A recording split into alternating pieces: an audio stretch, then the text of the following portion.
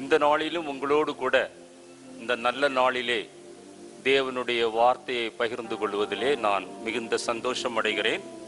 இந்த வாய்ப்பை pastor Joel மூலமாக கொடுத்த ஆண்டவரை நான் நன்றியோடு கூட துதிக்கிறேன். வருடந்தோறும் ஆண்டவராய் இயேசு கிறிஸ்து கல்வாரி சிலுவையில் பட்ட பாடுகளை நாம் தியானிப்பது வழக்கம். இன்றைக்கு கொஞ்சம் வித்தியாசமாக நம்முடைய நிலைமையை அந்த கல்வாரி சிலுவையின் அடிப்படையிலே நாம் எந்த நிலைமையிலே வாழ்ந்து கொண்டிருக்கிறோம் என்பதை தியானிப்பது நல்லதென்று ஆண்டவர் என்னுடைய உள்ளத்திலே ஏவினார். அதற்கு ஆதாரமாக லூக்கா எழுதின சுவிசேஷம் 14ஆம் அத்தியாயம் 27வது வசனத்தையும், லூக்கா எழுதின சுவிசேஷம் 9ஆம் அத்தியாயம் 23லிருந்து 25 வசனங்களையும் யாராவது ஒருவர் வாசிக்கும்படியாக நான் கேட்கிறேன். லூக்கா 14:24, லூக்கா 9:23லிருந்து 25. தன் சிலுவையை சுமந்து கொண்டு எனக்கு பின் செல்லாதவன் எனக்கு சீசனாய் இருக்க மாட்டான். ஆண்டவராய் இயேசு கிறிஸ்துவின் சிலுவையை குறித்து தியானிக்க வந்திருக்கிற நாம் அந்த சிலுவையை எப்படி நம்முடைய வாழ்க்கையிலே அபியாசப்படுத்த வேண்டும் என்று ஆண்டவராய் இயேசு கிறிஸ்து இந்த வசனத்தின் மூலமாக நம்மோடு கூட பேசுகிறார். தன் சிலுவையை சுமந்து கொண்டு எனக்கு பின் செல்லாதவன் எனக்கு சீசனாய் இருக்க மாட்டான். 9ஆம் அத்தியாயம் 23-25 பின்பு அவர் எல்லாரையும் நோக்கி, ஒருவன் என் பின்னே வர விரும்பினால் அவன் தன்னைத்தான் வெறுத்து தன் சிலுவையை அனுதினமும் எடுத்துக்கொண்டு என்னை பின்பற்ற கடவன். நன்றாக அந்த வார்த்தைகளை அடையாளமிட்டுக் கொள்ளுங்கள். தன் சிலுவையை எடுத்துக்கொண்டு அனுதினமும் என்னை பின்பற்ற கடவன். தன் ஜீவனை ரட்சிக்க விரும்புகிறவன் அதை இழந்து போவான். என் நிமித்தமாக தன் ஜீவனை இழந்து போகிறவன் அதை ரட்சித்து கொள்ளுவான். மனுஷன் உலகம் முழுவதையும் ஆதாயப்படுத்தி கொண்டாலும் தன்னைத்தான் கெடுத்து நஷ்டப்படுத்தினால் அவனுக்கு லாபம் என்ன? இந்த வசனங்களின் அடிப்படையிலே கல்வாரி சிலுவையினை சுற்றி நின்ற ஜனங்களுடைய தன்மையை வைத்து நாம் எந்த கூட்டத்திலே இந்த காலை வேளையிலே இருந்து கொண்டிருக்கிறோம் என்பதை நாம் தியானிக்க போகிறோம். அதற்கு முன்பாக இந்த சிலுவையை குறித்து ஒரு சில காரியங்களை முகவுரையாக நான் உங்களோடு கூட சொல்ல விரும்புகிறேன். ரோம ராஜ்யத்திலே, பெர்சிய ராஜ்யத்திலே, மேதியருடைய ராஜ்யத்திலே குற்றவாளிகளுக்கு மரண தண்டனையை நிறைவேற்றுவதற்காக சிலுவை பயன்படுத்தப்பட்டது. அந்த சிலுவை என்கிற வார்த்தையினுடைய மூல பாஷை லத்தீனில் உள்ள கிரக்ஸ் என்கிற ஒரு வார்த்தை, CRUX.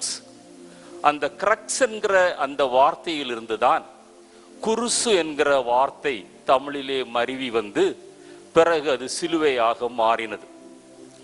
இந்த சிலுவை 2 சட்டங்களை உடையது. அது பல வடிவத்திலே அன்றைக்கு பயன்படுத்தப்பட்டது. நாம் பார்க்கிற இயேசுநாதரை அடித்து அவரை கொண்டதான அந்த சிலுவை அது ஒரு தோற்றம். இன்னொரு சிலுவை T ஷேப்பிலே காணப்படும், ஆங்கில எழுத்து Tயிலே காணப்படும். சில நேரத்திலே அது பெருக்கல் வடிவத்திலே கூட காணப்பட்டது. பேதுருவை கொலை செய்ததெல்லாம் அந்த பெருக்கல் வடிவத்திலே இருந்ததான அந்த சிலையில்தான், சிலுவையில்தான் அவர் இரத்த சாட்சியாக மரித்தார். இந்த சிலுவையில் உள்ள 2 சட்டங்கள் எதை குறிக்கிறது என்றால், ஒன்று ஒரு நெடிய சட்டம், இன்னொன்று ஒரு குறுகிய சட்டம். இந்த நெடிய சட்டம் மனிதன் தேவனுக்கு விரோதமாக செய்கிற பாவங்களை நிவர்த்தி செய்வதை சுட்டி காட்டுகிறது. உதாரணமாக, ஏதேன் தோட்டத்திலே ஆதாமும் ஏவாளும், அன்றைக்கு வேறு மனிதர்கள் அங்கு இல்லை, தேவனுக்கு விரோதமாக பாவம் செய்தார்கள். அது ஒரு வகையான பாவம். நன்றாக கவனியுங்கள். ஆனால் காயின் ஆபேலுடைய சம்பவத்திலே பார்க்கும்போது, காயின் ஒரு மனிதனுக்கு விரோதமாகவும் தேவனுக்கு விரோதமாகவும் பாவம் செய்தான். இந்த நெடிய சட்டம் தேவனுக்கும் மனிதனுக்கும் விரோதமான அந்த பகையை அந்த பாவத்தை நிவர்த்தி செய்வதை சுட்டி காட்டுகிறது. அந்த குறுக்கு சட்டம் நீங்களும் நானும் நம்மோடு கூட வாழக்கூடிய மனிதர்களுக்கு விரோதமாக செய்கிற பாவங்களை நிவர்த்தி செய்வதை சுட்டி காட்டுகிறது.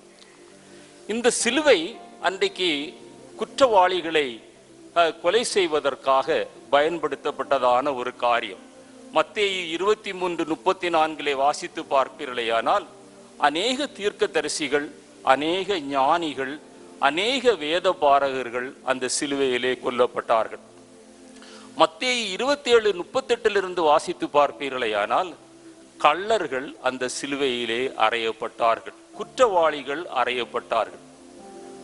எனவே சிலுவை என்பது ஒரு காலம் வரைக்கும், ஆண்டவராய் இயேசு கிறிஸ்துவனுடைய மரணம் வரைக்கும் அது ஒரு அவமானத்தின் சின்னமாய் காணப்பட்டது. அந்த அவமானத்தின் சின்னத்தை வெற்றியின் சின்னமாக ஆண்டவராய் இயேசு கிறிஸ்து மாற்றினார். அல்லேலூயா.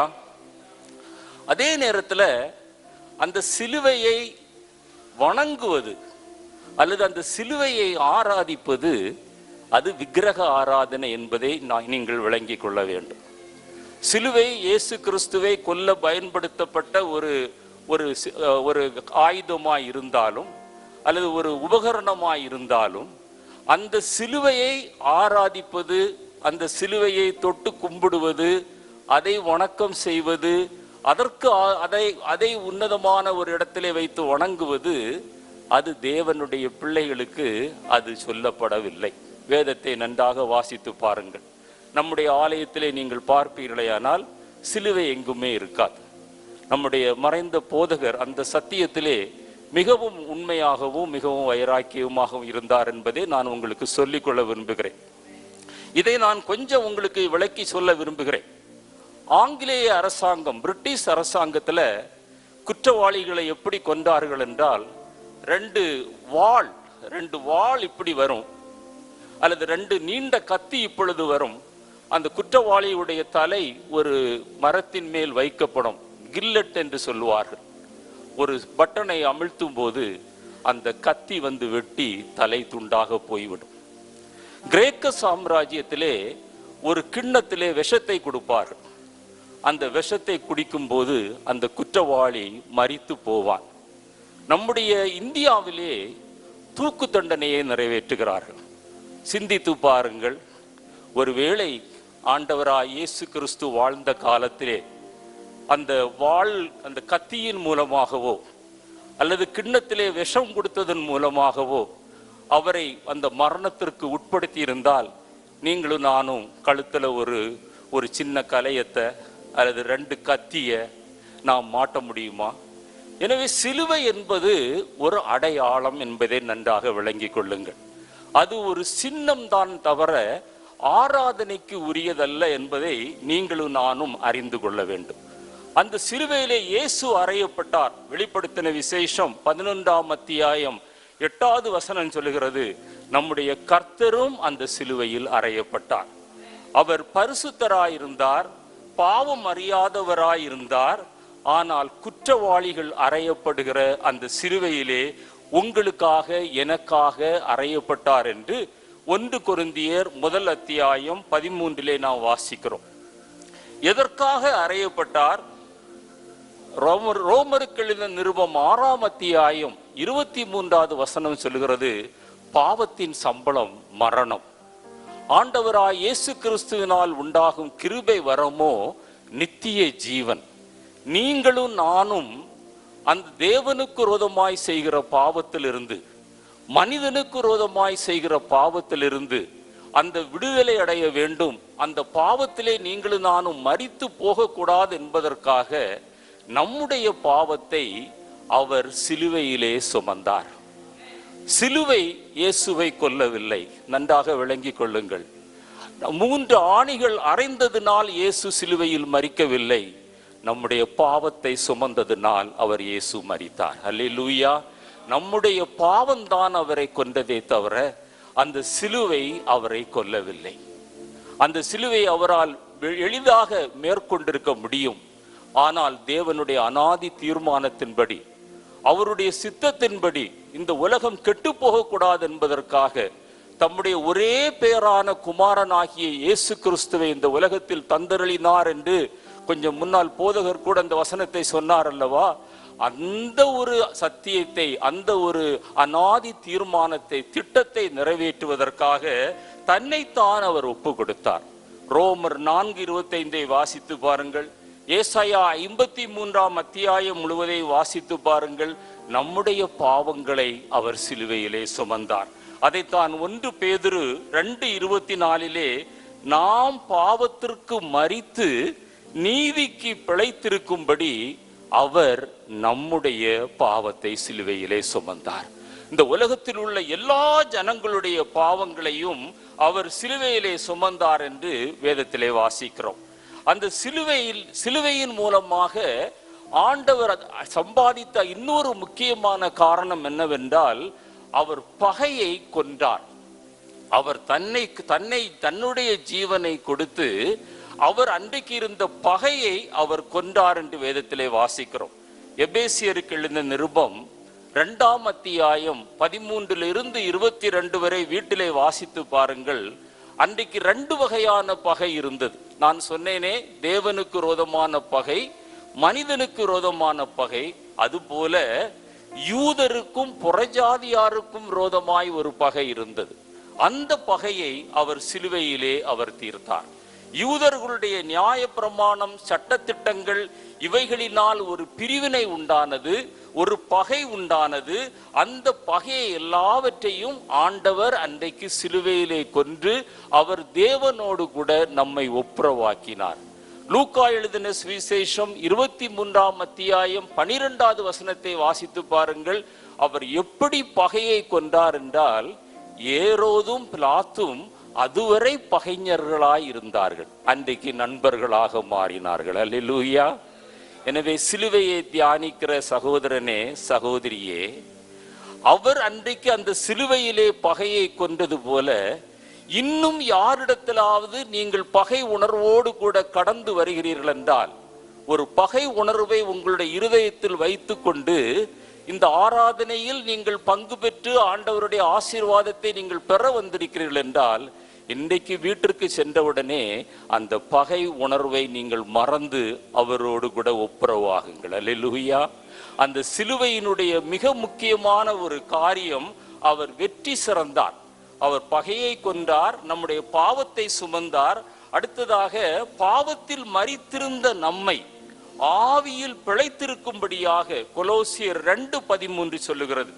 எபேசியர் 2 அத்தியாயம் 1 வசனம் 5 வசனம் சொல்லுகிறது, நமக்கு எதிரிடையாக, நமக்கு விரோதமாக இருந்த சட்ட திட்டங்களை, கையெழுத்தை, உடன்படிக்கையை, அதை எல்லாவற்றையும் ஆண்டவர் மாற்றி அவர் வெற்றி சிறந்தார். யூதர்களுடைய நியாய பிரமாணத்தின்படி ஒரு பிரமாணத்தை மீறினாலும் அந்த முழு நியாய பிரமாணத்தையும் மீறுவதற்கு சமம் என்று யாக்கோபுடைய நிருபம் 2 அத்தியாயம் 10 வசனத்திலே நாம் வாசிக்கிறோம். ஒரு நியாய பிரமாணம் ஒரு குற்றவாளியை ஒருபோதும் மன்னிக்கிறதில்லை. சட்டத்திட்டங்கள் ஒரு குற்றவாளியை மன்னிக்கிறதில்லை. அவனுக்குரிய தண்டனையை அவர்கள் பெறுகிறார்கள். ஆனால் தண்டனை பெற வேண்டிய நாம் தண்டனை பெறாமல் இருப்பதற்காக கொலோசியர் 2 அத்தியாயம் 14-15 வசனங்கள் சொல்வது போல சிலுவையின் மேல் ஆணி அடித்து கட்டளைகளையும் கையெழுத்துகளையும் துரைத்தனங்களையும் அதிகாரங்களையும் நீக்கி அவர் சிலுவையின் மேல் வெற்றி சிறந்தார். அந்த நமக்கு விரோதமாயிருந்த எல்லாவற்றையும் அவர் நீக்கினார். அதைத்தான் எபேசியர் 6:12 வாசிக்கிறோம். மாம்சத்தின் மூலமாக, இரத்தத்தின் மூலமாக, துரைத்தனங்கள் மூலமாக, அதிகாரங்கள் மூலமாக, இப்பிரபஞ்சத்தின் அந்தகார லோகாதிபதிகள் மூலமாக, வானமண்டல சேனைகளின் பொல்லாத ஆவிகளால் நமக்கு உண்டாகிற எல்லா தீமைகளையும் அவர் வெற்றி சிறந்தார். அல்லேலூயா. அந்த ஆசீர்வாதத்தை நாம் பெற வேண்டும். இந்த நாளிலே நாம் பெற வேண்டும். அதை எபேசியர் 1 அத்தியாயம் 2 வசனங்களை வாசித்து பாருங்கள். நம்முடைய அக்கிரமங்களுக்கு வர வேண்டிய தண்டனையை நாம் பெறாதபடி அவர் வெற்றி சிறந்தார். அந்த மரணத்தை வென்று அந்த ஆவிக்குரிய மரணத்திலிருந்து நம்மை விடுதலையாக்கினார். ஒரு ரட்சிக்கப்பட்ட மனிதனுக்கு, ஒரு தேவனுடைய பிள்ளைக்கு இரண்டாம் மரணம் இல்லை. சரீரத்திலிருந்து நம்முடைய ஆவி பிரியும், நம்முடைய ஆத்துமா பரலோகத்தில் நித்திய நித்தியமாக வாழும். ஹல்லேலூயா. ஆனால் ரட்சிக்கப்படாத ஒரு மனிதனுக்கு இன்னொரு மரணம் இருக்கிறது, அந்த ஆவிக்குரிய மரணம். அந்த ஆவிக்குரிய மரணத்திலிருந்து அவர் நம்மை வெற்றி சிறக்க செய்தார். கரங்களை தட்டி ஆண்டவரை மகிமைப்படுத்துவோமா? ஒரு நிமிடம் ஆண்டவரை மகிமைப்படுத்துவோமா? என்னை கேட்டுக்கொண்டிருக்கிற அருமையான தேவனுடைய பிள்ளையே, இந்த சிலுவையை பற்றிய உபதேசம் 1 கொரிந்தியர் 1ஆம் அத்தியாயம் 18வது வசனத்திலே இது நமக்கு ஒரு தேவ பலமாயிருக்கிறது. ஆனால் கெட்டுப்போகிற ஜனங்களுக்கோ அது பைத்தியமாயிருக்கிறது என்று வேதத்திலே வாசிக்கிறோம். இந்த சிலுவையை பற்றிய தியானத்தை நாம் இந்த வெள்ளிக்கிழமை, இந்த குட் ஃப்ரைடே அல்லது நல்ல வெள்ளிக்கிழமை அல்லது துக்க வெள்ளிக்கிழமை என்று சொல்லுகிற இந்த ஒரு நாள் மாத்திரம் தியானிப்பதல்ல, நம்முடைய வாழ்நாள் முழுவதும் தினமும் தியானிக்க வேண்டும். ஹல்லேலூயா. அது தினமும் தியானிக்க வேண்டிய ஒரு பகுதி. யோசித்து பாருங்கள், ஆண்டவர் என்னை ரட்சியாமல் இருந்திருப்பாரே ஆனால் உங்களுடைய வாழ்க்கை எப்படியோ தெரியாது. ஆண்டவர் என்னை ரட்சியாமல் இருந்திருப்பாரே ஆனால் நான் இன்றைக்கு உயிரோடு இருந்திருக்கவே முடியாது. ஹல்லேலூயா. என் பேர்ல ஒரு கல்லறை தான் இருந்திருக்கும். அவ்வளவு காரியங்கள் ஆண்டவர் என்னுடைய பாவங்களை, அக்கிரமங்களை, என்னுடைய மீறுதல்களை, என்னுடைய பிழைகளை, என்னுடைய தவறுகளை, என்னுடைய குற்றங்களை மன்னித்து இன்றைக்கு உங்களுக்கு முன்பாக நிற்க உதவி செய்திருக்கிறார். அல்லேலூயா. இந்த ஆசீர்வாதத்தை நீங்களும் நானும் பெற்றுக்கொள்ள வேண்டும். இந்த முகவரையோடு கூட இங்கு இருக்கிற நாம் என்ன நிலைமையிலே நாம் காணப்படுகிறோம்? அந்த ஆண்டவராய் இயேசு கிறிஸ்து சிலுவையிலே தொங்கிக் கொண்டிருக்கிறார். பல ஜனங்கள் அவரோடு கூட இடைபடுகிறார்கள். அவர்களை குறித்து தான் நான் இன்றைக்கு அதிகமாக உங்களோடு கூட பேச போகிறேன். அந்த கூட்டத்தில் ஏதாவது ஒரு கூட்டத்தில் நீங்க நிச்சயமாய் இருப்பீர்கள், நானும் இருப்பேன். ஆனால் கர்த்தர் விரும்புகிற கூட்டத்தில் நீங்களும் நான் இருக்க கர்த்தர் நமக்கு உதவி செய்வாராக. அல்லேலூயா. முதலாவது கூட்டம் என்னவென்றால், அந்த வழியிலே நடந்து போகிற ஜனங்கள். 3 வசனங்களை நான் சொல்லுகிறேன், நீங்கள் குறித்து கொள்ளுங்கள். மத்தேயு 27ஆம் அத்தியாயம் 39, 40 வசனங்கள். மார்க்கு 15ஆம் அத்தியாயம் 29, 30 வசனங்கள். யோவான் 20ஆம் அதிகாரம் 19வது வசனம். அவங்க என்ன சொல்றாங்க? ஒருவர் கூட்டம் சொல்றது, தங்கள் தலைகளை துலுக்கி தேவாலயத்தை இடித்து 3 நாளில் கட்டுவான் என்று இவன் சொன்னானே என்று சொல்லுகிறார்கள். ஒரு கூட்டம் ஜனம் என்ன சொல்லுகிறது? நீர் இரட்சகர் ஆனால் நீ உன்னையே ரட்சித்துக் கொள், சிலுவையில் இருந்து நீ இறங்கி வா என்று சொல்லுகிறது. ஒரு கூட்டம், தேவாலயத்தை இடித்து நீ கட்டுவா என்று சொன்னாயே, இப்பொழுது நீ சிலுவையில் தொங்கிக் கொண்டிருக்கிறாயே, நீ தேவனானால் இந்த சிலுவையை விட்டு இறங்கி வா, உன்னை ரட்சித்துக் கொள் என்று சொல்லுகிறார்கள். அறியாமையில் அன்றைக்கு அவர்கள் சொன்னார்கள். அறியாமையில் அவர்கள் சொன்னார்கள். அன்றைக்கு சுவிசேஷம் பிரசங்கிக்கப்படவில்லை, சத்தியம் அவர்களுக்கு தெரியாது. எனவே அவர்கள் அப்படி சொல்லி இருக்கலாம். ஆனால் இன்றைக்கும் விசுவாசிகள் என்று சொல்லுகிற நமக்குள்ளே இது போன்ற ஜனங்கள் இருக்கிறார்கள். நீங்க ஆலயத்திற்கு வந்தா ஆண்டவரை ஆசீர்வதிப்பார், என்னுடைய கஷ்டங்கள் தீரும் என்று சொன்னீர்களே, அது தீரவில்லையே என்று கூறுகிற கூட்டம் உண்டு. தலையை துலுக்குகிற கூட்டம் உண்டு. அல்லது போதகர்கள், உடன் ஊழியர்கள், உதவி ஊழியர்கள் நமக்கு ஒரு வேலையை சொல்லும் போது, ஒரு ஊழியத்தை சொல்லும் போது, நீ சொல்வதை நான் கேட்க வேண்டுமோ என்கிற எண்ணம் நம்மிடத்திலே தோன்றுவது உண்டு. அப்படிப்பட்ட நிலைமையிலே யாராவது இங்கு இருக்கிறீர்களா? அன்றைக்கு அவர்கள் சொன்னார்கள், தலையை துலுக்கி சொன்னார்கள், தூஷித்து சொன்னார்கள், நீ தேவனானால் சிலுவையை விட்டு இறங்கி வா, நீ உன்னையே நீ ரட்சித்துக் கொள், தேவாலயத்தை 3 நாளில் இடித்து கட்டுவேன் என்று சொன்னாயே, இப்பொழுது நீ தொங்கிக் கொண்டிருக்கிறாயே என்று அவரை நிந்தித்தார்கள், அவமதித்தார்கள். சத்தியத்தை அறிந்தும் சத்தியம் இன்னதென்று உனக்கு தெரிந்தும் இன்னும் அந்த சத்தியத்திற்கு நீ கீழ்ப்படியாத ஒரு மகளாக நீ இந்த கூட்டத்திலே உட்கார்ந்திருப்பாயானால் நீயும் அதே போல தூஷிக்கிற ஒரு மனிதனாய் காணப்படுகிறாய். இது நம்மை நாமே நிதானித்து அறிகிற ஒரு நேரம்.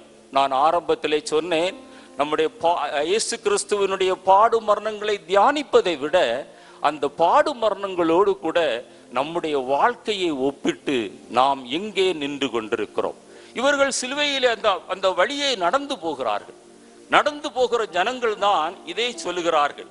அடுத்ததாக மத்தேயு 27:41 43 வரை வாசித்து பாருங்கள். அவர்கள் பரியாசம் பண்ணினார்கள். யார் பரியாசம் பண்ணினார்கள்? சத்தியத்தை அறிந்தவர்கள், பிரதான ஆசாரியர், வேதபாரகர், மூப்பர். அவர்கள் சொல்கிறார்கள், நீ ராஜாவானால் உன்னை நீயே ரட்சித்துக் கொள். ஏனென்றால் யூதர்கள் ஒரு ராஜாவை எதிர்பார்த்து கொண்டிருந்தார்கள். இயேசு ராஜாவாக தங்களுக்கு வருவார் என்று எதிர்பார்த்திருந்தார்கள். ஆனால் இயேசு அந்த காரியத்தை அவர்கள் மத்தியிலே செய்யாதபடியினாலே தூஷிக்க ஆரம்பிக்கிறார்கள், பரிகாசம் பண்ணுகிற ஆரம்பிக்கிறார்கள். 5 அப்பங்களையும் 2 மீன்களையும் கொண்டு வனாந்திரத்திலே அற்புதத்தை செய்த ஆண்டவர், இவர் இவ்வளவு வல்லமை உள்ள தேவனானால் இவர் நமக்கு ராஜாவாயிருந்தால் நன்றாக இருக்குமே என்று சிந்திக்க ஆரம்பித்தார்கள். எனவேதான் சொன்னார்கள், நீ ராஜாவானால் நீ இறங்கி வா என்று சொன்னார்கள். யூதர்கள் சொன்னார்கள். யோவான் 6:15 வாசித்து பாருங்கள். அந்த யோவான் 19:21 வசனங்களை வாசித்து பாருங்கள். மத்தேயு 27:37 வாசித்து பாருங்கள். நீ தேவனுடைய குமாரனானால் நீ இறங்கி வா என்று சொன்னார்கள். என்னை கேட்டுக்கொண்டிருக்கிற அருமையான தேவனுடைய பிள்ளையே, அன்றைக்கு அவரை பரிகாசித்தார்கள், நிந்தித்தார்கள், தலையை துலுக்கினார்கள். என்ன சொன்னார்கள்? நீ ராஜாவா? நீ தேவனுடைய குமாரனா? நீ இரட்சகரா? ஆனால் உங்களுக்கும் எனக்கும் தெரியும், அவர் ராஜா, அவர் இரட்சகர், அவர் நம்மை பாவத்திலிருந்து விடுவிக்கிறவர். நீங்களும் நானும் அவருக்கு என்ன கனம் கொடுக்கிறோம்? என்ன கனம் நம்ம கொடுக்கிறோம்? ஆராதனைக்கு நம்மால் குறித்த நேரத்துக்கு வர முடிகிறதா? அனுதினம் ஒரு குறிப்பிட்ட ஜெப வேளை நம்முடைய தனிப்பட்ட வாழ்க்கையிலே காணப்படுகிறதா? எத்தனை பேர் நீங்க தனி ஜெபம் பண்ணுகிறவர்களா இருக்கிறீங்க? அவர் ராஜா அல்லவா? அவர் இரட்சகர் அல்லவா? அவர் உங்களுடைய பாவத்திலிருந்து விடுதலை செய்கிறவர் அல்லவா? அவர் அன்றைக்கு அந்த ஜனங்கள் சத்தியத்தை அறிந்தவர்கள் தான். வேதபாரர்கள், மூப்பர்கள், அவர்கள் எல்லாரும் சொல்லுகிறார்கள், பிரதான ஆசாரியர்கள். அதே போல உங்களுக்கும் எனக்கும் தெரியும், நீங்களும் நானும் இந்த இடத்துல ஆராதிக்க வருகிறது ராஜாவை ஆராதிக்க வருகிறோம், இரட்சகரை ஆராதிக்க வருகிறோம், பாவத்திலிருந்து நம்மை விடுவித்தவரை ஆராதிக்க வருகிறோம். சுத்த மனசாட்சியோடு கூட உங்களை நீங்களே கேட்டு பாருங்கள், எத்தனை பேர் அந்த ராஜாவுக்குரிய கனத்தோடு கூட நீங்கள் ஆராதிக்கிறீர்கள்? ஒரு பஸ்ஸுக்கு நம்ம குறித்த நேரத்தில் நம்மால் செல்ல முடிகிறது, அலுவலகத்தில் குறித்த நேரத்தில் நம்மால் செல்ல முடிகிறது. ஆனால் ராஜாவென்று அறிந்த நாம், இரட்சகர் என்று அறிந்த நாம், தேவன் என்று அறிந்த நாம் மனம் போல கடந்து வருகிறோம். இவர்கள் சிலுவையின் அருகே நின்றவர்கள் தான், சிலுவையின் பக்கத்து வழியாய் நடந்து போனவர்கள் தான். அதே போல நீங்களும் நானும் ஆலயத்திற்கு வருகிறோம். அவர் யார் என்று நமக்கு தெரியும். 3வது கூட்டத்தை சொல்லுகிறேன். அவருடைய அந்த சிலுவையை சுற்றி காவல் காத்தவர்கள். மத்தேயு 27:35-36 வசனங்களை வாசித்து பாருங்கள். அங்கே அந்த சிலுவை அறையப்பட்டு அவர் தொங்கிக் கொண்டிருக்கிறார். சேவகர்கள் அங்கே காவல் செய்கிறார்கள். இது அரசாங்க கட்டளை. அரசாங்க கட்டளையின் நிமித்தமாக அவர்கள் சிலுவையை சுற்றி அவர்கள் காவல் செய்து கொண்டிருக்கிறார்கள். அவர்களுடைய நோக்கமெல்லாம் எங்கே இருக்கிறது என்றால், இயேசுடைய அங்கியின் மேல் இருக்கிறது. அங்கியை பார்க்கிறார்கள். மேலே இருந்து கீழே வரை ஒரு தையல் கூட இல்லாமல் நேர்த்தியாய் நெய்யப்பட்டிருக்கிறது. அவர் எப்பொழுது மரிப்பார், இந்த அங்கியை நாம் எடுத்துக்கொள்ளலாம் என்று நினைக்கிறார்கள். 2 கூட்டம் ஜனங்கள். ஒன்று கடமைக்காக அந்த இடத்திலே வந்தவர்கள், அது அவங்களுடைய டியூட்டி. ஒரு ஆக்சிடென்ட் நடந்தா 4 போலீஸ்காரன் அந்த பிரேதத்தை சுத்தி நிற்பான், எடுத்துக்கொண்டு போகும் வரைக்கும். அது அவனுடைய டியூட்டி. அதுபோல சிலுவையில் அறையப்பட்ட இயேசுவை சுற்றி 4 பேர் நின்று கொண்டிருக்கிறாங்க. கடமைக்காக தேவனை ஆராதிக்கிறவர்கள் நீங்கள் எத்தனை பேர்? இன்றைக்கு உங்களை நிதானித்து பாருங்கள். கல்வாரி அன்பை எண்ணிடும் வேளை கண்கள் கலங்கிடுதே என்று நம்ம பாடுறோம். ஆனா நீங்களும் நானும் ஆண்டவரை கடமைக்காக ஆராதிக்கிறோமா, அன்பின் நிமித்தம் ஆராதிக்கிறோமா? பாஸ்டர் வரலன்னா அடுத்த வாரம் கேட்பார், அல்லது கேர்சல் லீடர் கேட்பார், அல்லது உடன் ஊழியர் உதவி ஊழியர் கேட்கிறாங்க, பின்னால ஒரு 4 பேர் உட்கார்ந்து அட்டெண்டன்ஸ் போடுறாங்க. அதனால கடைசி நேரத்திலேயாவது போய் தலையை காட்டிட்டோம்னா அட்டெண்டன்ஸ் போட்டுருவாங்க, பாஸ்டர் கேட்க மாட்டார். அன்றைக்கு கடமைக்காக சிலுவைக்கு அருகில் நின்ற அந்த சேவகர் போல நம்முடைய வாழ்க்கை காணப்படுகிறதா? அடுத்த கூட்டம் என்ன இருந்தது? அந்த வஸ்திரத்தை யார் எடுத்துக்கொள்ள முடியும்? உலக பிரகாரமான நன்மைகளுக்காக மாத்திரம் இந்த ஆலயத்திற்கு வருகிறவர்கள் எத்தனை பேர் ஆராய்ந்து பாருங்க. ஆவிக்குரிய வாழ்க்கையிலே ஒரு மந்த நிலைமை, 40 வருடம் 30 வருடமாய் அதே நிலைமை, ஒருவருக்கு கூட சுவிசேஷம் சொல்ல முடியாத ஒரு வாய் கெட்டப்பட்ட நிலைமை. ஆனா ஆலயத்துக்கு போனா ஆராதித்தா உலக பிரகாரமா எனக்கு நன்மைகள் கிடைக்கும். உண்மைதான். ஆனா இம்மைக்காக மாத்திரம் நாம் தேவனை தேடுகிறவர்களாய் இருந்தால் பரிதபிக்கப்பட்டவர்களாய் இருப்போம் என்று வேதம் சொல்கிறது. நம்மில் எத்தனை பேர் உலக பிரகாரமான நன்மைகளுக்காக இங்கே வருகிறோம்? எனக்கு குழந்தை பிறக்கணும், எனக்கு ஒரு வேலை கிடைக்கணும், என்னுடைய குடும்பத்தில் பொருளாதார நிலைமை முன்னேறணும், ஆசீர்வாதம் வரணும், அப்படி ஆராதிக்கிறவர்கள் எத்தனை பேர்? என்னுடைய இரட்சகரை நான் ஆராதிக்கிறேன் என்று சொல்லுகிறவர்கள் எத்தனை பேர்? எனக்காக தன்னுடைய ஜீவனை கொடுத்தவரை நான் ஆராதிக்கிறேன் என்று சொல்லுகிறவர்கள் எத்தனை பேர்? வஸ்திரத்தின் மேல் அவர்கள் கண்ணோடு இருந்தது. அடுத்த கூட்டத்திற்கு நேராக கடந்து வருகிறேன். மத்தேயு எழுதிய சுவிசேஷம் 27ஆம் அத்தியாயம் 55-56 வசனங்கள். மார்க் எழுதின சுவிசேஷம் 15ஆம் அத்தியாயம் 40-41 வசனங்கள். அங்கே சின்ன யாக்கோபுக்கும் யோசேக்கும் தாயாகிய மரியாள், சலோமே என்கிற இன்னொரு பெண், இந்த 2 பேரும் என்ன செய்யறாங்க? அந்த கூட்டத்தில் இருக்கிறாங்க. அதே மாதிரி தங்களுடைய ஆஸ்திகளால் அவருக்கு ஊழியம் செய்த ஏரோதின் காரியக்காரன் கூசாவின் மனைவி யோவன்னாள், சூசன்னாள், இவர்கள் எல்லாரும் அந்த கூட்டத்தில் நிற்கிறாங்க. சிலுவைக்கு கொஞ்சம் நிற்கிறாங்க. சிலுவைக்கு பக்கத்துல நிற்காம சிலுவைக்கு தூரத்துல நிற்கிறாங்க. இயேசு உயிரோடு இருந்த போது அவரோடு கூட அருகிலே இருந்தவர்கள். நன்றாக கவனிங்க. இயேசு உயிரோடு கூட இருந்த போது இந்த ஸ்திரீகள், நான் சொன்ன இந்த சலோமே, மரியாள், சூசன்னாள், யோவன்னாள், இவங்களெல்லாம் கூட இருந்தவங்க. அவருக்கு காணிக்கையை தாராளமாய் கொடுத்தவங்க, ஊழியத்திற்கு உதவி செய்தவங்க. ஆனா இயேசு சிலுவையிலே அறையப்பட்ட போது அந்த வேத பகுதியை வாசித்து பாருங்க, தூரத்திலே தள்ளி நின்றார்கள். தூரத்திலே தள்ளி நின்றார்கள். அவர் சிலுவையிலே நிந்தையும் அவமானத்தையும் பரிகாசத்தையும் வேதனையும் அனுபவித்துக் கொண்டிருக்கிறார். அவர் உயிரோடு கூட இருந்த போது அவருடைய அருகில் இருந்தவர்கள் இப்பொழுது தள்ளி நின்று கொண்டிருக்கிறார்கள். ஆண்டவரிடத்துல ஆசீர்வாதத்தை பெறும்போது அல்லேலுயா என்று சொல்லுகிற நாம், ஸ்தோத்தரிக்கிற நாம், ஆசீர்வாதம் குறையும் போது, வேதனைகள் பெருகும் போது, வியாதிகள் வரும்போது, நம்முடைய வாழ்க்கையிலே நிந்தைகள், அவமானங்கள், போராட்டங்கள் வரும்போது, தோல்விகள் வரும்போது, அந்த இயேசுவோடு கூட கூட இருக்கிறவர்கள் எத்தனை பேர்? தூரத்திலே தள்ளி போகிறவர்கள் எத்தனை பேர்? இந்த ஸ்திரீகளுடைய பெயர்கள் எழுதப்பட்டிருக்கிறது. ஆவியானவர் அழகாக எழுதி வைத்திருக்கிறார். தூரத்திலே நின்று பார்த்தார்கள். அந்த யோவன்னாலும் சூசன்னாலும் தங்கள் ஆஸ்திகளால் ஆண்டவரை சேவித்தவர்கள், காணிக்க கொடுத்தவங்க, தசமபாகம் கொடுத்தவங்க, டிவி வாங்கி மாட்டியிருக்கலாம், மைக் வாங்கி கொடுத்திருக்கலாம், ஆம்பிளிஃபையர் வாங்கி கொடுத்திருக்கலாம், ஏசி வாங்கி கொடுத்திருக்கலாம். எப்போ? ஆசீர்வாதம் தனக்கு வந்த போது, சத்தியம் தனக்கு சாதகமாய் இருந்த போது.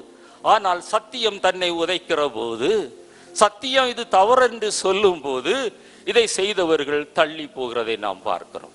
அந்த கூட்டத்தில் நாம் இருக்கிறோமா? நாம் எந்த கூட்டத்திலே நாம் நின்று கொண்டிருக்கிறோம்? யோவன்னாலும் சூசன்னாலும் தங்களுடைய ஆஸ்திகளால் கர்த்தருக்கு ஊழியம் செய்தவர்கள், நன்மையான காரியம். ஆனால் அவர் சிலுவையில் அறைந்த போது யூதர்களுக்கு பயந்து அவர்கள் தள்ளி நின்றார்கள்.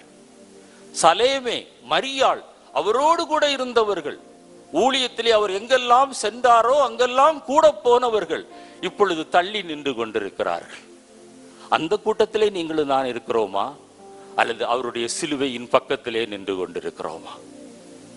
நம்மை நாமே நிதானிக்க வேண்டிய ஒரு நேரம். அடுத்த கூட்டத்தை நான் சொல்லுகிறேன். இயேசுவினுடைய தாய் மரியாள், அவளுடைய சகோதரி கிலேயப்பா மரியாள். யோவான் எழுதின சுவிசேஷம் 19ஆம் அத்தியாயம் 25வது வசனத்திலே நாம் வாசிக்கிறோம். சிலுவையிலே ஆண்டவர் தொங்கிக் கொண்டிருக்கிறார். அவருடைய தாய் மரியாளும் அவளுடைய சகோதரியான கிலேயப்பா மரியாளும் அவரோடு கூட பக்கத்திலே நின்று கொண்டிருக்கிறார்கள். பெற்ற தாய் அன்பின் நிமித்தமாக நின்று கொண்டிருக்கிறாள். அவளுடைய சகோதரி, மரியாளுடைய சகோதரி கிலேயப்பா மரியாள், தன்னுடைய சகோதரியின் மகன் இந்த வேதனைக்குள்ளாய் கடந்து போய் கொண்டிருக்கிறாரே என்று சொல்லி அந்த பாச உணர்வோடு கூட அந்த அம்மாவும் நின்று கொண்டிருக்கிறாங்க. சித்தியோ பெரியம்மாவோ எனக்கு தெரியாது. அம்மாவும் சித்தியும் பக்கத்துல நின்று கொண்டிருக்கிறார்கள். அன்பின் நிமித்தமாக நிற்கிற ஒரு கூட்டம். அப்படிப்பட்ட ஒரு கூட்டத்திலேயாவது நீங்களும் நானும் கடந்து வர வேண்டும். ஹல்லேலூயா. அன்பின் நிமித்தமாக வாழ்க்கையில என்ன சூழ்நிலை வந்தாலும் அந்த மரியாளும் கிலேயப்பா மரியாளும் 2 காரியங்கள். ஒன்று தன்னுடைய கடமை, தாய் என்கிற கடமை. அந்த கிலேயப்பா மரியாளுக்கு தன்னுடைய சகோதரி என்கிற ஒரு கடமை. அந்த அன்பு, இந்த 2 நிமித்தமாக அவர்கள் அங்கே நின்று கொண்டிருக்கிறார்கள். மரியாளுடைய உள்ளத்திலே சிமியோன் சொன்ன தீர்க்க தரிசனம் வருகிறது. உன் இருதயத்தை ஒரு பட்டயம் உருவ கொத்தும் என்று அன்றைக்கு சொன்ன தரிசனத்தை நினைத்து பார்க்கிறாள். என்று அன்றைக்கு சிமியோன் கை குழந்தையாக நான் ஆலயத்திலே பிரதிஷ்டை பண்ண போகும்போது சொன்ன அந்த தீர்க்க தரிசனம் நிறைவேறி கொண்டிருக்கிறதை என்று வேதனையோடு கூட நின்று கொண்டிருக்கிறாள். என்னை கேட்டுக்கொண்டிருக்கிற அருமையான தேவனுடைய பிள்ளையே, அன்பின் நிமித்தமாக எல்லா சூழ்நிலையிலும் நான் ஆண்டவரை உத்தமமாய் இதுவரைக்கும் பின்பற்றுகிறேன் என்று சொல்லுகிறவர் கரங்களை வைத்து ஆண்டவரை மகிமைப்படுத்துங்க பார்க்கலாம். அந்த கிலேயப்பா மரியாளும் அந்த தாயாகிய மரியாளும் கடமையின் நிமித்தமாவது அல்லது அன்பின் நிமித்தமாவது அங்கே நின்று கொண்டிருக்கிறார். அடுத்த கூட்டத்தை சொல்லுகிறேன். பக்கத்துல 2 கள்வர்கள். ஒருவனை நம்ம நல்ல கள்ளனுங்கிறோம், ஒருவனை கெட்ட கள்ளனுங்கிறோம். கள்ளன் தான். ஆனா ஒரு கள்ளன், அவன் நம்மை விட அதிகமாய் சத்தியம் தெரிந்தவன். பாருங்க, இன்றைக்கு நமக்கு இயேசு கிறிஸ்துவை குறித்த அறிவு போதல்ல. எத்தனையோ ஆண்டுகளாய் பிரசங்கங்களை கேட்கிறோம். பிரசங்கங்கள் கேட்டு அந்த பிரசங்கங்கள் நம்முடைய வாழ்க்கையிலே கிரியை செய்திருக்குமே, ஆனால் நம்முடைய வாழ்க்கையிலே பின்மாற்றம் வராது, நம்முடைய வாழ்க்கையிலே தடுமாற்றம் வராது. இயேசுவை நோக்கி பார்த்த முகம் இந்த உலகத்தை ஒரு நாளும் நோக்கி பார்க்காது. அவருக்காக தியாகம் செய்ய வேண்டும் என்று அர்ப்பணித்தவர்கள் அந்த தியாக சிந்தனையை விட்டு வெளியிலே வரமாட்டார்கள். அதுல ஒரு கள்ளன் சொல்கிறான், தேவனுக்கு நீ பயப்படுகிறது இல்லையா? பாவத்திற்கு தண்டனை உண்டென்று உனக்கு தெரியாதா? இவர் தகாதது ஒன்றும் நடப்பிக்கவில்லையே. ஆண்டவனே, நீர் உம்முடைய ராஜ்யத்துல வரும்போது, தேவனுக்கு ஒரு ராஜ்யம் உண்டென்று அறிந்திருந்தான். அவனுக்கு யாரும் சுவிசேஷம் பிரசங்கிக்கல.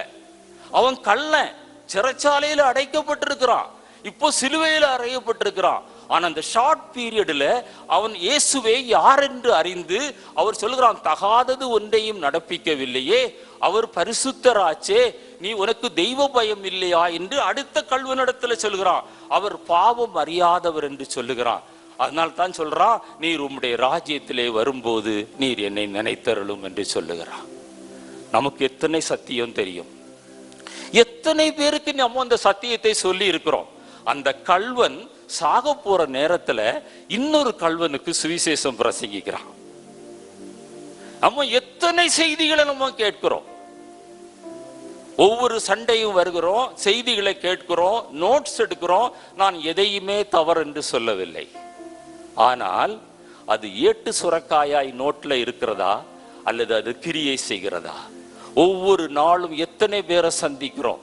வீட்டுக்கு காய்கறி விற்கிறவங்க வர்றாங்க, கேஸ் கொண்டு வர்றவங்க வர்றாங்க, பேப்பர் போடுறவங்க வர்றாங்க, பால் ஊத்துறவங்க வர்றாங்க, இவர்களில் யாருக்காவது நாம் சுவிசேஷம் சொல்லி இருக்கிறோமா? அதெல்லாம் வம்பு பிடிச்ச காரியம். அப்படியே அமைதியாய் கடந்து போவோம் என்று நினைக்கிறோம். கடைக்கு எத்தனை பேர் வர்றாங்க, ஆட்டோவில் எத்தனை பேர் ஏறுறாங்க, எத்தனை பேரோடு நாம் இடைபடுகிறோம். ஒவ்வொரு நாளும் ஒரு நாளைக்கு ஒரு மனிதனுக்காவது சுவிசேஷம் சொல்லுகிற ஒரு ஆத்தும பாரம் நம்மிடத்தில் இல்லை என்றால் இந்த சிலுவை தியானம் அது வெறுமையாகத்தான் காணப்படும். நமக்கு அந்த ஆத்தும பாரத்தை இந்த நாளிலே ஆண்டவர் தர வேண்டும் என்று விரும்புகிறார். கடமைக்காக கர்த்தரை ஆராதிப்பது ஒரு ஜீவியம் அல்ல, அன்பின் நிமித்தம் ஆண்டவரை ஆராதிக்க வேண்டும். ஆத்தும வருத்தத்தின் பலனை கண்டு அவர் திருப்தி ஆவார். கரங்களை தட்டி ஆண்டவரை மகிமைப்படுத்துவோமா? எதற்காக ஆண்டவர் சிலுவையிலே தொங்கினார்? எதற்காக அத்தனை பாடுகள், நிந்தைகள், அவமானங்களை ஏற்றுக்கொண்டார்? உங்களை மீட்டெடுத்த ஆண்டவர், உங்களை ரட்சித்த ஆண்டவர் உங்களோடு கூட வேலை செய்கிறவர்களை ரட்சிக்க விரும்புகிறார். உங்கள் பக்கத்தில் வசிக்கிறவர்களை ரட்சிக்க விரும்புகிறார். உங்களுடைய நண்பர்களை ரட்சிக்க விரும்புகிறார். உங்களுடைய உறவினர்களை ரட்சிக்க விரும்புகிறார். 3 ஆணியில தொங்குகிற ஒரு கல்வனுக்கு இன்னொரு கல்வனுக்கு சுவிசேஷம் சொல்ல கூடுமானால் நம்ம கைகளில் ஆணி அறையப்படவில்லை, கால்களில் ஒன்றும் படையவில்லை, சுயாதீனமாயிருக்கிற நீங்களும் நானும் எத்தனை பேருக்கு சொல்ல முடியும்? இந்த கேள்வியை கேட்டு பாருங்கள். ஒருவரையாவது நான் அக்கினி நின்று தப்பு வைத்திருக்கிறேன் என்று கர்த்தரோடு கூட சொல்ல முடியுமா? அதுதான் சிலுவை தியானம். ஒரு 3-4 பாடல்களை படித்து நாம் கடந்து போகிறதல்ல சிலுவை தியானம். நம்முடைய வாழ்க்கையிலே நமக்கு அது பிரதிபலிக்க வேண்டும். ஆண்டவர் அவனுடைய சொன்னார், இன்றைக்கு நீ என்னோடு கூட பரதீசில் இருப்பாய். அல்லேலூயா. நான் கேட்கிறேன், இன்றைக்கு கர்த்தருடைய வருகை இருக்குமே ஆனால் எத்தனை பேர் அவரோடு கூட இருப்போம்? எத்தனை பேர் அவரோடு கூட இருப்போம்? ஆண்டவர் சொல்றாரு, இன்றைக்கு நீ என்னோடு கூட பரதி. சுவிசேஷம் கேட்டதில்லை, வாழ்நாள் முழுவதும் ஜெயில செலவு பண்றான், தண்டனையை நிறைவேற்றுறாங்க, அடுத்த ஃபியூ செகண்ட்ஸ்ல அவனுடைய உயிர் போகிறது. அவன் சொல்றான், இவர் பாவமே அறியாத பரிசுத்தர், இவர் தகாததை ஒன்றும் நடப்பிக்கவில்லை. உனக்கு தெய்வ பயம் இல்லையா? தெய்வ பயம் நமக்கு இருக்கிறதா? இந்த காலை வேளையிலே ஆண்டவர் உங்களை பார்த்து கேட்கிறார், தெய்வ பயம் இருக்கிறதா? அந்த ஆண்டவருக்காக நீங்களும் நானும் என்ன செய்தோம்? கடைசியாக ஒரு கடைசி கூட்டத்துக்கு வர விரும்புகிறேன். அதுதான் முக்கியமான கூட்டம். யோவான் இயேசுவுக்கு அன்பாய் இருந்த சீசன் என்று வேதத்திலே வாசிக்கிறோம். யோவான் எழுதின சுவிசேஷம் 19ஆம் அத்தியாயம் 26வது வசனம். ஆண்டவர் 70 சீசர்களை தெரிந்தெடுத்தார், 12 பேரை அப்போஸ்தலர்களாய் மாற்றினார். அந்த 12 அப்போஸ்தலர்களில் ஒருவன் துரோகியாய் மாறினான், மீதி 11 அப்போஸ்தலர்கள். இந்த 11 அப்போஸ்தலர்களிலே ஒருவர் ஆண்டவராய் இயேசு கிறிஸ்துவை காட்டி கொடுத்தார், பேதுரு.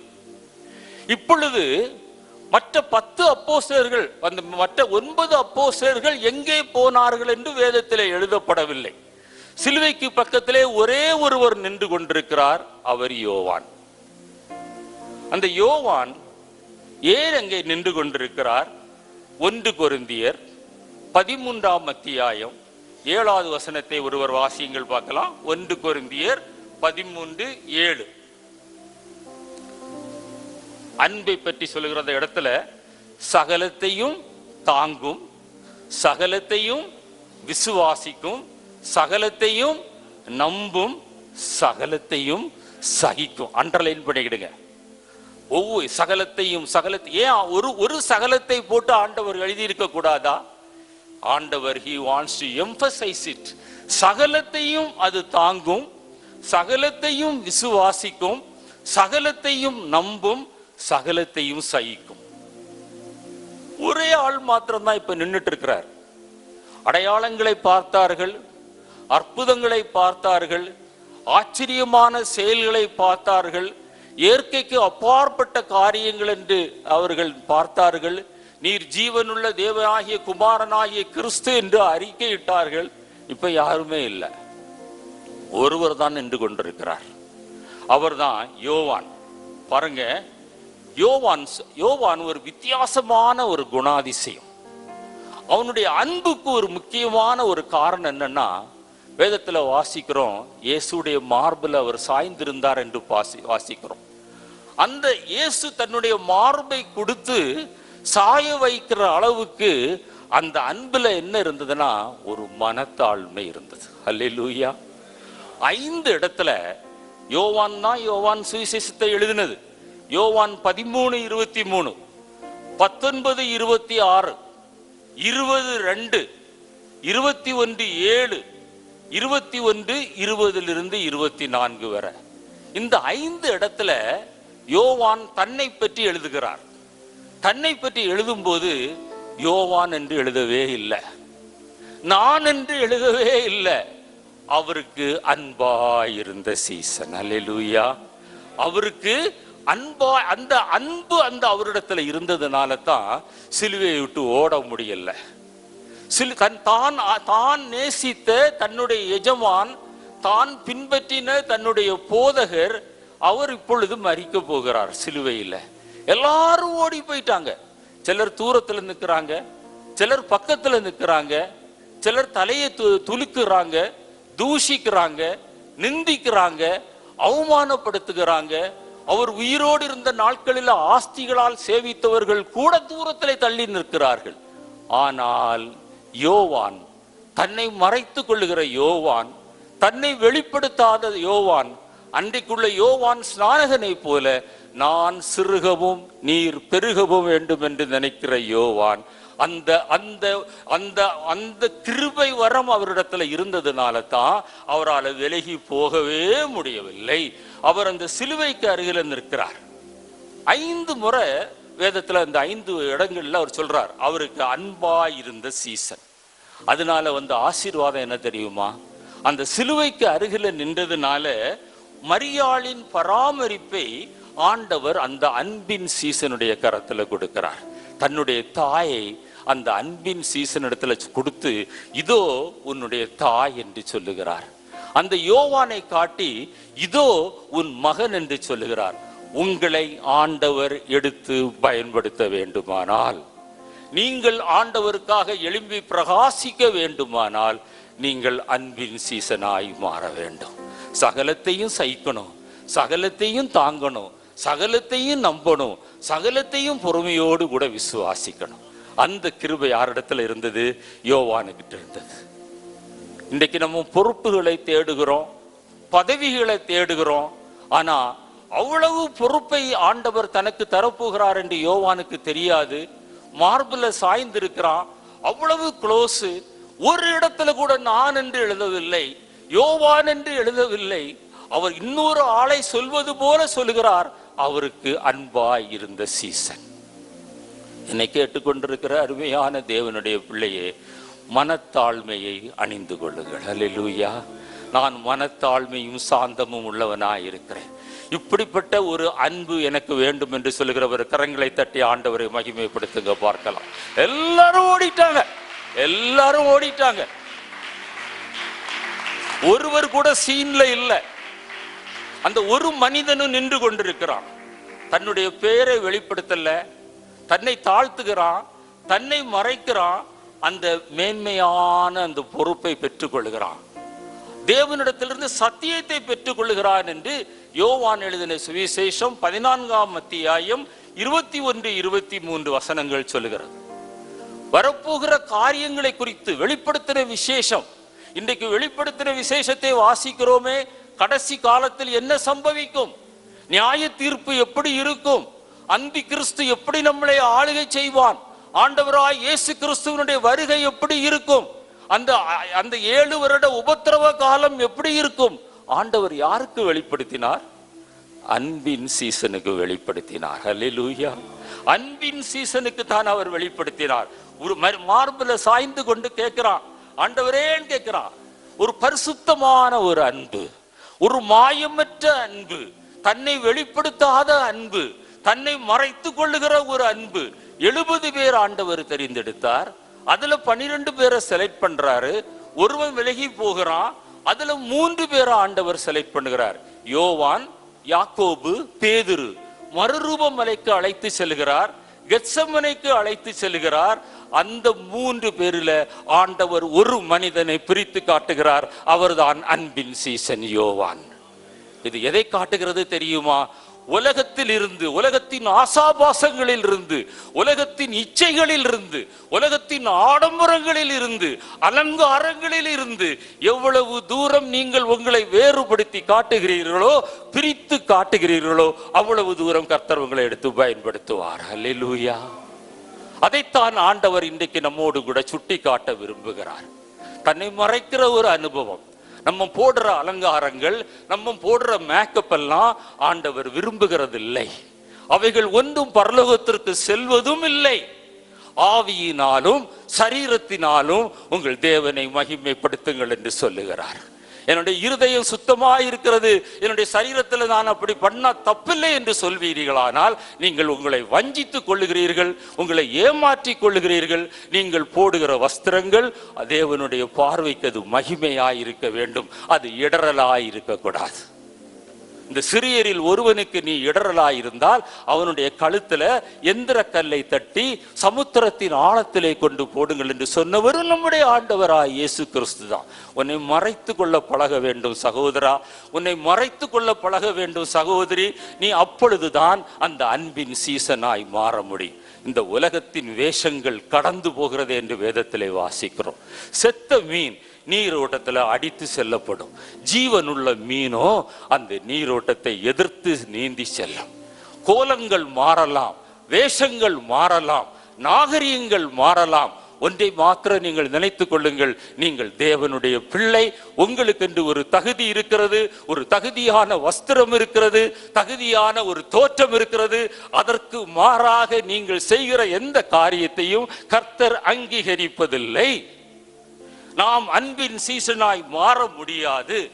ஆனால் இந்த அன்பின் சீசன் தன்னை மறைத்து அங்கே இருக்கிறார் ஆண்டவர். அதனால தான் அந்த வெளிப்படுத்தின விசேஷத்தை அவருக்கு வெளிப்படுத்துகிறார்.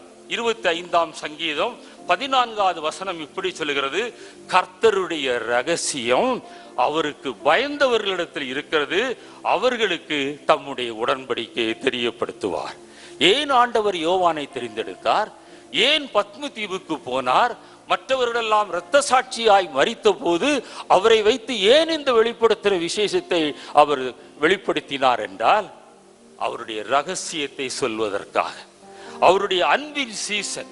எபேசியர் 1:10 சொல்கிறது, தமக்குள்ளே தீர்மானித்திருந்த தம்முடைய தயவுள்ள சித்தத்தின் ரகசியத்தை எங்களுக்கு அறிவித்தார். யோவானுக்கு அவ்வளவு சிலாக்கியங்களை ஆண்டவர் கொடுத்தார். அவரை நெருங்கி சேருகிற அனுபவம், அவரை கிட்டி சேருகிற அனுபவம் தேவனுடைய ரகசியங்களை நமக்கு கொண்டு வருகிறது. பாருங்க, அந்த அன்பின் சீசனுடைய அடுத்த குணாதிசயத்தை சுட்டி காட்டுகிறேன். யோவான் 20:4 வாஸ்து பாருங்க. ஆண்டவரை மறுதலித்ததான அந்த பேதுருவும் யோவானும் கல்லறைக்கு நேராக ஓடிக்கொண்டிருக்கிறார். இயேசு உயிர்த்தெழுந்தார் என்று அறிந்தவுடனே கல்லறைக்கு நேராக ஓடிக்கொண்டிருக்கிறார்கள். அது யோவான் அங்கேயும் தன்னை மறைக்கிறத பாருங்க. நான் பேதுருவை விட வேகமாய் ஓடினேன்னு சொல்லல, நான் பேதுருவை விட வேகமாய் ஓடினேன் என்று அங்கேயும் யோவான் சொல்லல. யோவான் என்ன சொல்றாரு? மற்ற சீசன் பேதுருவை பார்க்கிலும் வேகமாய் ஓடினார். யார் அந்த மற்ற சீசன்? யோவான். யோவான் அவ்வளவு தன்னை, அந்த 3 பேர் ஆண்டவரோடு கூட நெருங்கி இருந்தாங்க. ஒன்று பேதுரு, ஒன்று யோவான், ஒன்று யாக்கோபு. யோவானும் யாக்கோபும் கூட பிறந்த சகோதரர்கள். தன்னுடைய சகோதரரிடத்திலிருந்து தன்னை பிரித்து காட்டுகிறான், பேதுருவிடத்திலிருந்து தன்னை பிரித்து காட்டுகிறான். இப்பொழுது கர்த்தருடைய காரியத்திலே அவன் வேகமாக ஓடுகிறான். ஒருமித்து ஓடினார்கள் என்று வாசிக்கிறோம். என்னை கேட்டுக்கொண்டிருக்கிற அருமையான தேவனுடைய பிள்ளையே, நீ அன்புள்ள ஒரு சீசனாய் இந்த நாளில் மாற வேண்டும். கர்த்தருக்காக ஓட வேண்டும் என்றால், கர்த்தருக்காக பிரயாசப்பட வேண்டும் என்றால், மற்றவர்களை காட்டிலும் கர்த்தருக்காக இன்னும் அதிகமான காரியங்களை செய்ய வேண்டும் என்றால், அந்த அன்பின் சீசன் தன்னை பற்றி எழுதுகிறானே, மற்ற சீசனை விட அவன் வேகமாக ஓடினான். வேகமாக ஓடினதுனால மற்றவர்களை உதாசீனமும் பண்ணல, அந்த குணாதிசயத்தை நீங்க நன்றாக கவனிக்கணும். பெந்தைக்கோஸ்தே நாள் வருகிறது.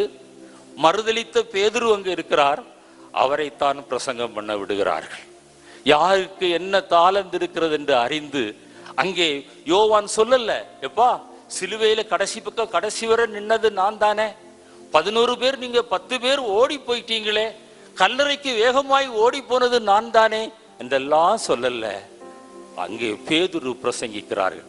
அந்த பிரசங்கிக்கிற இடத்தை நீங்க எடுத்து வாசித்து பாருங்க.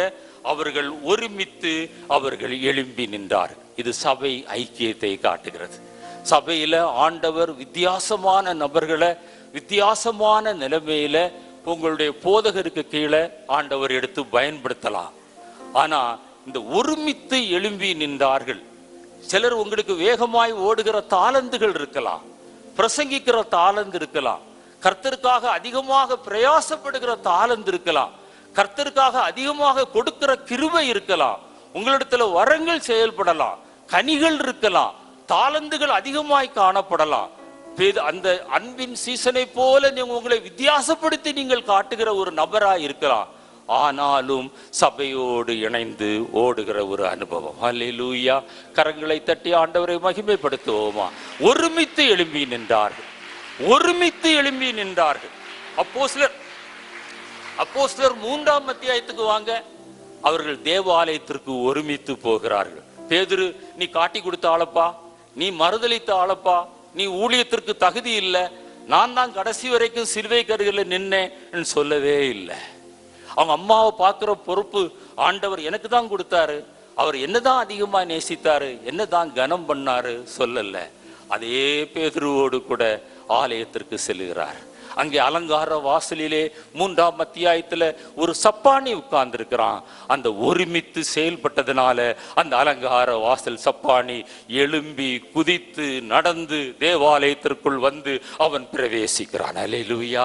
இன்றைக்கு வெளியில் இருக்கிற ஆவிக்குரிய சப்பானிகள் இந்த ஆலயத்திற்குள்ள வர வேண்டும் என்றால் நீங்களும் நானும் ஒருமித்து எழும்பி நிற்க வேண்டும், ஒருமித்து ஓட வேண்டும், ஒருமித்து கர்த்தருடைய நாமத்தை மகிமைப்படுத்த வேண்டும். அந்த உயிர்த்தெழுந்த பிறகு கூட ஆண்டவரை ஐடென்டிஃபை பண்ணது யார் தெரியுமா? ஆண்டவர் கடற்கரை ஓரத்துல வந்து நின்று கொண்டிருக்கிறார். அங்கே இவர்கள் மீன் பிடித்து கொண்டிருக்கிறார்கள். பேதுரு முழு நிர்வாணமாய் மீன் பிடித்து கொண்டிருக்கிறார். கடற்கரையில இயேசு கிறிஸ்து நின்று கொண்டிருக்கிறார். யோவான் 21:7 வாசித்து பாருங்கள். அங்கே யோவான் சொல்கிறார், அவர் கர்த்தர் என்று அடையாளம் கண்டு கொண்டான். அல்லேலூயா. ஏன் தெரியுமா? அவனுக்குள்ள இருந்த அன்பு உள்ளத்தை விட்டு பிரியவே இல்லை. மீன் பிடித்தாலும் மீன் பிடித்து கொண்டிருந்தாலும் அவருடைய எண்ணம் எல்லாம், சிந்தையெல்லாம், நினைவெல்லாம், ஏக்கமெல்லாம் கர்த்தர். என்ன? கர்த்தர் வருவார், கர்த்தர் வருவார். ஆண்டவராய் இயேசு கிறிஸ்து மீண்டும் வரப்போகிறார். எத்தனை பேர் விசுவாசிக்கிறீங்க? ஆண்டவராய் இயேசு கிறிஸ்து மீண்டும் வரப்போகிறார்.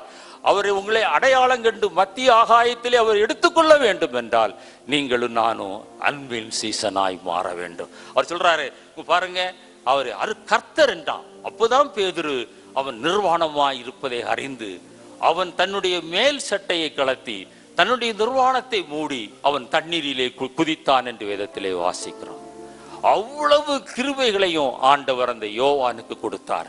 இன்றைக்கு காலை வேளையில என்னுடைய செய்தியில நான் பாதி கூட வரவில்லை, நேரமாகி விட்டது, முடிக்க போகிறேன்.